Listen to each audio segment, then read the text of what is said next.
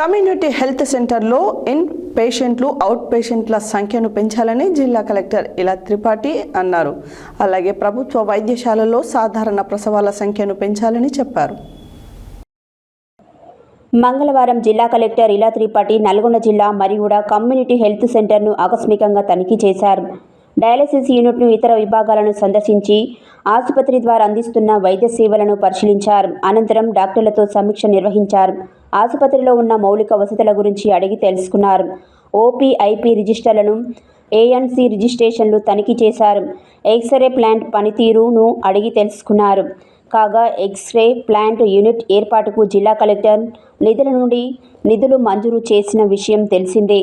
Community health సెంటర్లో ఐపీఇన్ పేషెంట్ల సంఖ్య, out పేషెంట్ల సంఖ్యను పెంచాలని, అదేవిధంగా సాధారణ ప్రసవాల సైతం పెంచాల్సిన అవసరం ఉందని తెలిపారు.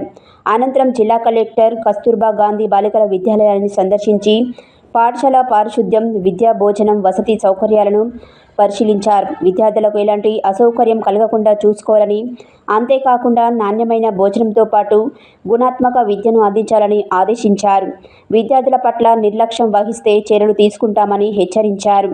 జిల్లా కలెక్టర్ వెంట మిర్యాలగూడ సబ్ కలెక్టర్ నారాయణ అమిత్, జిల్లా ఆసుపత్రుల సమన్వయ అధికారి డాక్టర్ మాతృనాయక్, తహసీల్దార్, ఇతర అధికారులు, ప్రాథమిక వైద్య ఆరోగ్య కేంద్ర డాక్టర్లు తదితరులు ఉన్నారు.